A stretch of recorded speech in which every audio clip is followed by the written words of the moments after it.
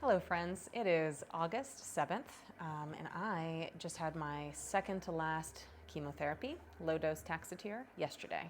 So yesterday was a big day because, well, I had to be in at 7:30 for labs, which basically means get there at 7:30 and stand around because your 8 o'clock appointment with the PA might be pushed out late if you get delayed in labs, which is ridiculous. So we waited around and then got put in a room and then waited around there, and the PA, of course, was like another 12 minutes late. Totally could have had my labs done, and that would have been a great way to save some time. So anyway, then we're in the PA office, and this is my friend Alyssa came this time. She's been taking me a lot lately, and the PA comes in, and I've never met her, and here we go. I've got to update this person on my case. And so we spend the next few minutes talking about my case, and I'm just filling her in basically, and she looked saying like, looks like I need to just schedule the PET scan. So, I'm not doing a PET scan right now. It's not going to show anything. I even talked to another woman who had a very similar type of cancer than me. And toward the end, the PET scan never showed anything because the cancer itself wasn't taking up glucose. Her cancer was now feeding purely on fat and probably glutamine. So yeah, PET scans are not always the most sensitive test. So I'm not going to do it because I don't need that additional exposure to ionizing radiation, and it's a big dose. Not to mention the contrast.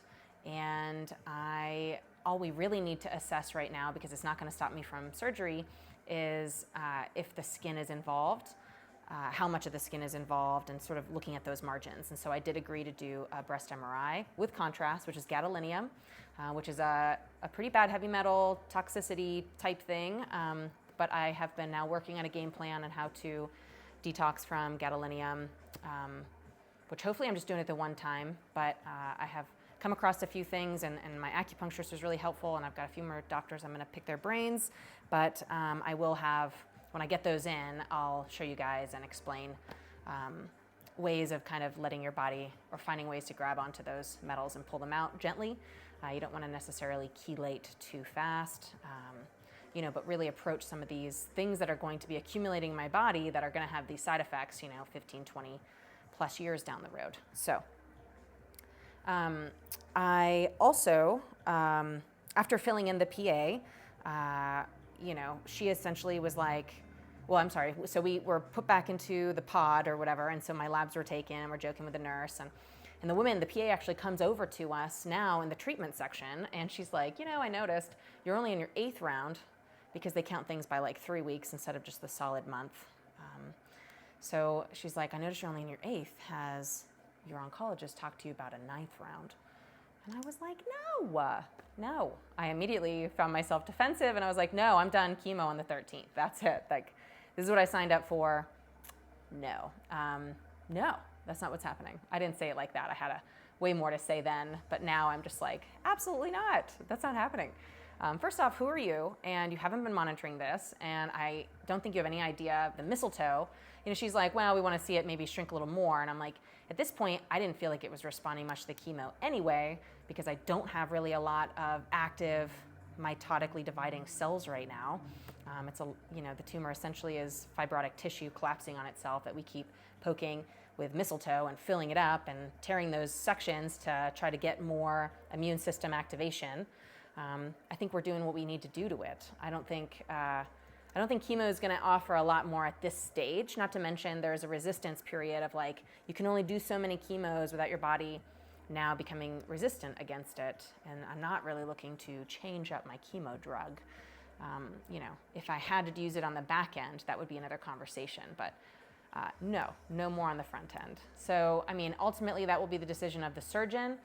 But at this point, I don't see anything holding us back. So anyway, that was just kind of like no way, this is not happening. And then my nurse who was doing the infusions, she was really funny, but she was like, hey, we're going to start with Trazimir, which is Herceptin, and then we'll roll into the Benadryl and the pre-meds, and then Perjeta, and then Taxotere. And I was like, oh, here we go again. So can we do the Benadryl IV first, so I don't have a reaction to Herceptin, which is the one I originally did.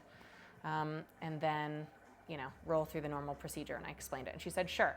So she did it. She changed it all up, did the Benadryl, then the pre-meds, then tossed in first she did the Perjeta, which is a long one, which is fine. We weren't expecting that. So I had to put the cold on. Actually, I totally just had my hands and toes out because I was like, I'm not doing this double today. So I kind of kept them cold because I tend to be cold-natured. And then she just jumped to the Taxotere in the middle, which usually we always end with. So then, Alyssa's like scrambling to do magic and put all these things on me and get me all chilled down. And then ended with Herceptin. So it was just a really weird order. I don't know what's happening, but we're almost done.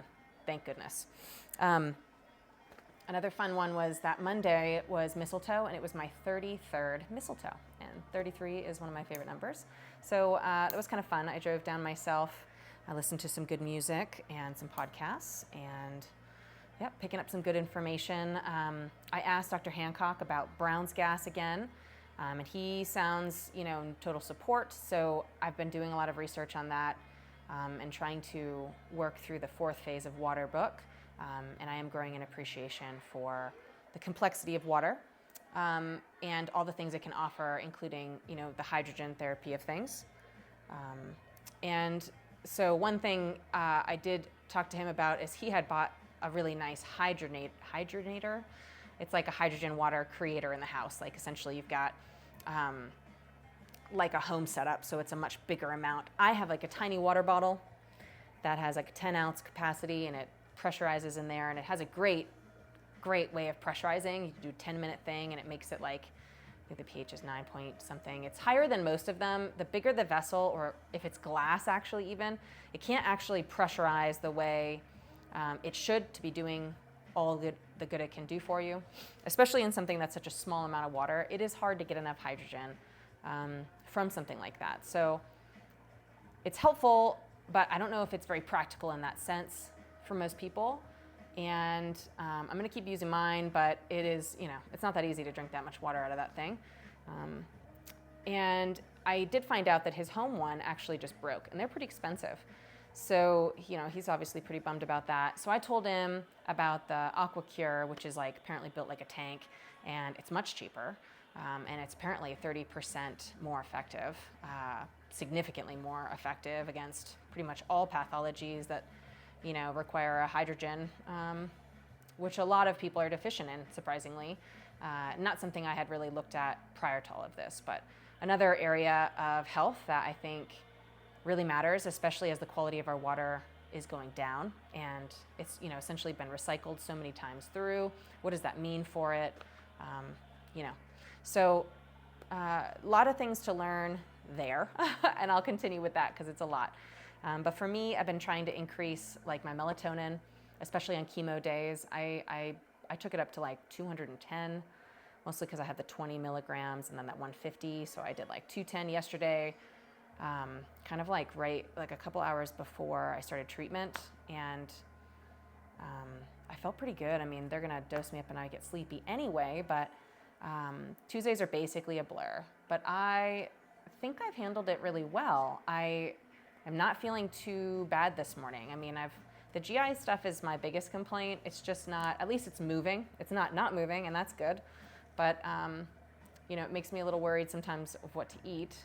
So I kept it pretty light yesterday, ended with a little tom kha soup, and I feel okay this morning. So I did have some eggs and some protein this morning, and we'll see. I took a boatload of supplements, keeping up the enzymes as much as I can. My acupuncturist yesterday did the numbers from the labs, and I'm looking really good. So my red blood cells are still low, but they're higher than they have been in a while, and I have added back a lot of organ support.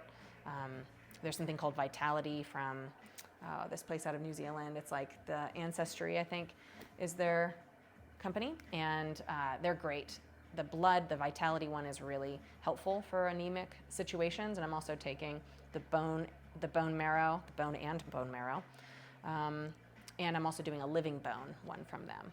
So they're big pills, and they want you to take like 6 a day. So I'm doing like 3 in the morning of each, except for the living bone, which is just 1.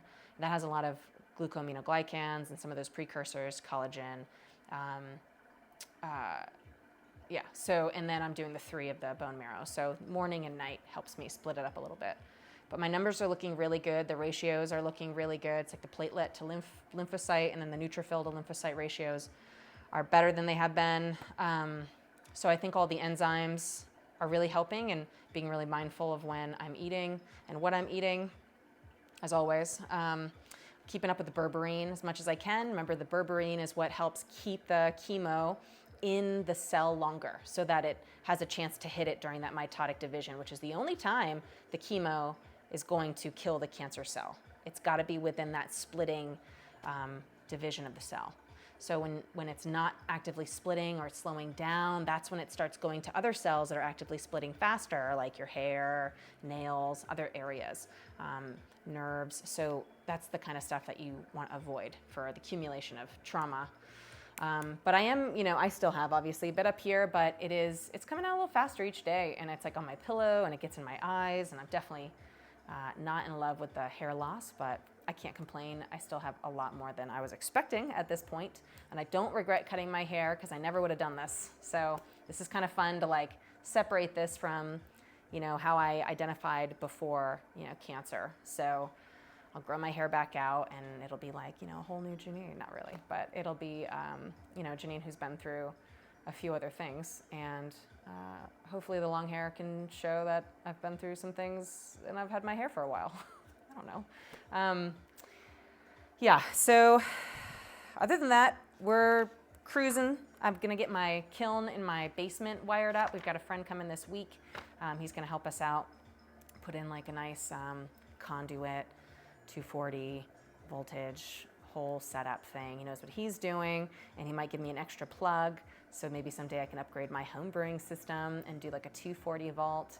Not necessarily making things with alcohol, but if I do, I always gave it away anyway. So I think it'd be fun to do some gluten-free stuff and see if I can still, play with the craft, because I enjoy the creation. So yeah, that's kind of fun to nerd out. So he's gonna set our basement up for, utility work. And I'm planning to do a little cooking this weekend. I've got these adorable cookie cutters that are vertebra shaped, so I can cut little spine vertebra. Yeah, so that's gonna be, we're probably gonna visit a friend, maybe hang out in a creek this weekend. Just living the dream, I guess. Tonight there's a science talk, and I haven't been in several months, and I'm thinking I'm gonna try to go do that if I'm feeling well. I think I am. So I think I'd like to see people before I go into surgery. So I still don't have that scheduled yet, but I'll be meeting with Dr. LeBlanc the 19th. So the 19th of this month, and I'll keep you guys posted. But until then, I hope you have a great week, and I'll talk to you all soon.